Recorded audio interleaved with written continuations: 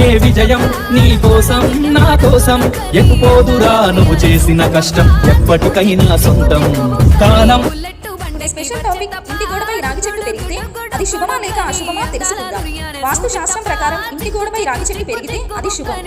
చెట్లు మొక్కలు భౌగోళిక దృక్కోణంలో మాత్రమే కాకుండా మతపరమైన దృక్కోణంలో కూడా ముఖ్యమైనదిగా పరిగణించబడతాయి.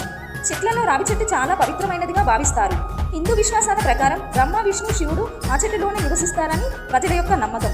అంతేకాదు రావి చెట్టుకి నీరు పోస్తే పాపాలు నశిస్తాయి. అయితే చాలా మంది ఇంటింటికి గోడలపై రావి చెట్టు పెరుగుతుంది. ఇంటి గోడపై రావి చెట్టు పెరిగితే దానిని ఇష్టరీతిగా నరికివేయడం అనే పొరపాటు చేయకండి. దానిని తొలగించడానికి ముందు పూజలు చేయండి.